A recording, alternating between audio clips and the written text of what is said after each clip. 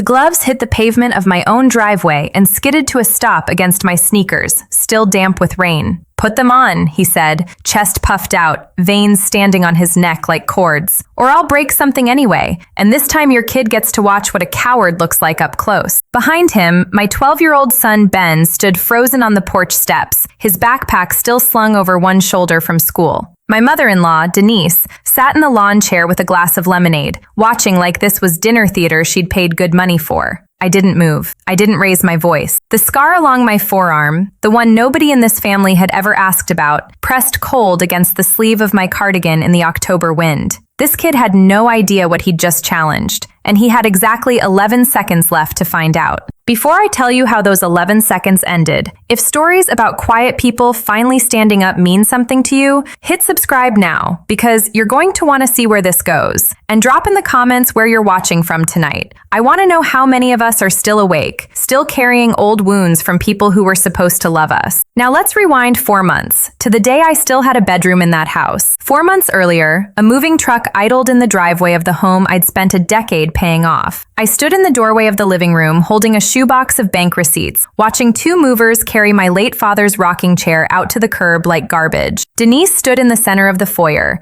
wearing a coat that cost more than my monthly mortgage payment used to, back when I still had a mortgage to make. "Donate whatever's left," she said, not looking at me. "Marcus needs the guest room for his training equipment." Marcus was her son, 19, built like a linebacker, with a temper that had already gotten him kicked out of 2 gyms. My husband Richard had married Denise 18 months after my sister passed and left me guardianship of Ben. Richard's mother had approved of exactly nothing about me since. Not my job, not my parenting, not my existence in a house she now considered rightfully hers, thanks to a will Richard had quietly rewritten before I understood what was happening. I said nothing. I picked up a box of Ben's old drawings, the only thing that mattered, and carried it out to the garden shed at the back of the property. Denise had informed me a week earlier that the shed would be cozy enough for a woman like me. I didn't argue. Arguing was for people who still believed in fairness. On my way out, I stopped in the kitchen to grab my mail. Buried under a stack of catalogs was a folded document with a state seal in the corner. A business registration, Sterling Freight Solutions, registered to this address. Under the applicant name, Denise Calloway, spouse of Richard Calloway, decorated Army Colonel. She wasn't just taking my house, she was building something on top of my husband's name. And from the look of the projected contract numbers, something that required financial disclosures she clearly hadn't filed correctly. I folded the paper into quarters, slid it into my back pocket, and walked out the door as it locked behind me with a heavy click. Locked out of my own home. The autumn wind carried the smell of wet cedar from the shed, and it dragged me straight back 15 years, to the last time I stood in a yard like this one, learning the only lesson my mother ever really taught me. I was 17. My mother, Colonel Ruth Holloway, hadn't raised me with bedtime stories. She'd raised me the way the Army raised her, cold mornings, bruised knuckles, and one sentence repeated so often it became scripture. If nobody's coming to protect you, you learn to protect yourself. She trained me in a gravel lot behind our house until I could drop a man twice my size without raising my voice. Then she shipped out for the last time and never came back. I buried her with a folded flag and a set of skills nobody at this new house knew I still had. A slam of a car door snapped me back to the present. Marcus had pulled into the driveway in a truck he definitely hadn't paid for himself, hauling a 200-pound heavy bag out of the truck bed. He didn't hang it from the porch. He dragged it to the oak tree not 10 feet from the shed's only window.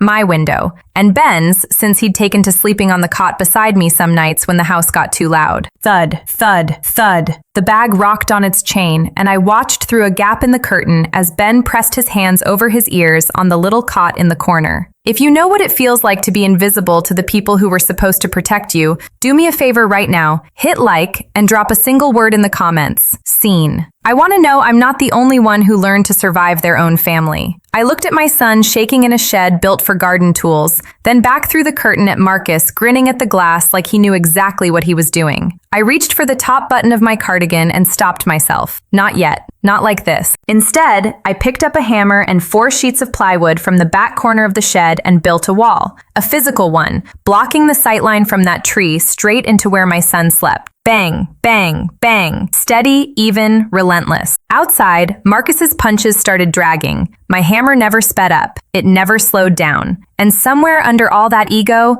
I think it started to unsettle him more than he wanted to admit. That night, after Ben finally fell asleep, I opened my laptop under a single lamp. What nobody in that house knew, what Richard himself barely remembered since it was a decade-old line on my resume he'd never bothered to read closely, was that before I was anyone's wife or anyone's punching bag, I'd spent 6 years as a federal contracts examiner. I knew exactly what a fraudulent registration looked like. I knew exactly how long it took to bury someone's finances in red tape. I didn't file a complaint. Not yet. I flagged the account for internal review and closed the laptop. Somewhere in a government server, an invisible clock had just started ticking on Denise's entire operation. 2 days later, a soft knock came at the shed door. Our old housekeeper, Priya, slipped in with a bowl of soup and a folded slip of paper. A credit card statement. Denise had charged $11,000 to Richard's joint account that week alone. Priya didn't say much. She just patted my shoulder and left the way she came. That Saturday, Marcus caught Ben washing my car in the driveway, radio playing some tinny pop song through the old speakers. He didn't ask him to turn it down. He reached through the window, ripped the volume knob clean off, and let the static hiss fill the silence. Ben froze, soap dripping down his arms. I was stacking firewood 20 feet away. I set the axe down slow and started walking. That was the moment the wall I'd spent 4 months building in my head finally cracked. By late October,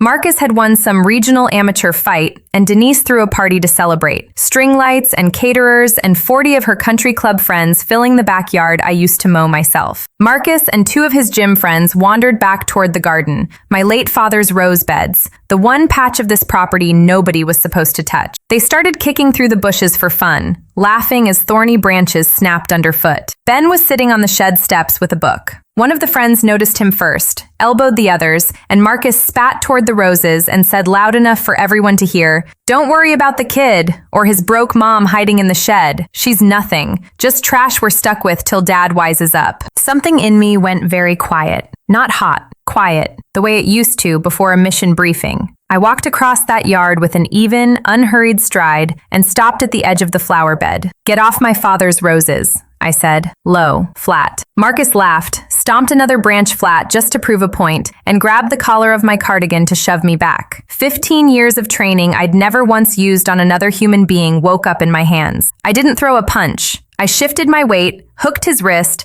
and found the pressure point my mother had drilled into me 1,000 times in that gravel lot. He went down face first into the dirt in under a second, gasping, humiliated, and completely unmarked. From where his friends stood, it looked like he'd simply tripped. "Watch the roots," I said, straightening my sweater, my voice perfectly calm. "If you've ever had to play small just to survive a room full of people who underestimated you, hit that like button and drop the word survive below. I want to know I'm not the only one." That should have ended it. It didn't. That night, Denise came at me with real coldness in her eyes, threatening to call Richard the moment he landed from deployment and have Ben and me thrown out before sundown. She said if I ever touched her son again, she'd make sure I regretted it for the rest of my life. I believed she meant it, but she had no idea what she'd already set in motion 3 days earlier. The following Wednesday, my old supervisor from the contracts office called me laughing so hard he could barely get the words out. Denise had spent days trying to pull strings to get her application expedited, and in doing so had personally threatened a federal reviewer on a recorded line, a reviewer who turned out to be listed, under my maiden name,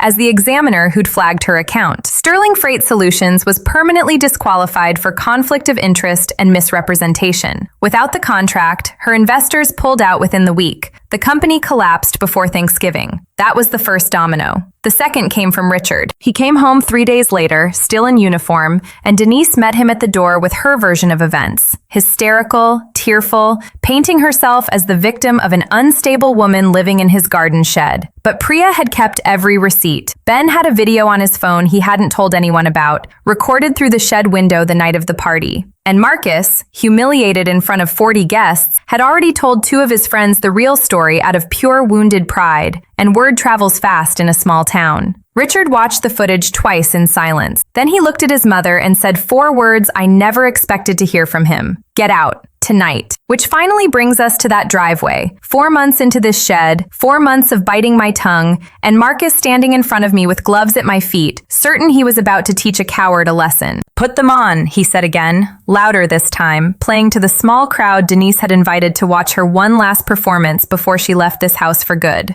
I unbuttoned my cardigan, folded it neatly over the porch rail, and stepped onto the grass in my plain shirt. I let my arms hang loose at my sides. "When you want to quit," I said quietly, "just stay down." He came in fast, wild, telegraphing every punch a full second before it landed anywhere near me. I stepped inside his guard, redirected his own momentum, and put him on his back in the mud before he understood what had happened. He scrambled up, furious, and lunged for a tackle, the amateur's last resort. I dropped my hips, sprawled, and used his own 200 pounds of forward momentum against him, pinning him flat with a controlled hold along his collarbone until his hand slapped the wet grass in front of everyone who'd once laughed at me. 9 seconds, just like I'd calculated. I stood up, brushed the mud from my knees, and looked toward the porch, where Ben was watching with wide eyes, not afraid this time. Something closer to understanding. Denise didn't call the police that night. She'd already learned what happened the last time she tried to weaponize a phone call against me. Instead, she and Marcus packed what was left of their things into a rental truck 3 days later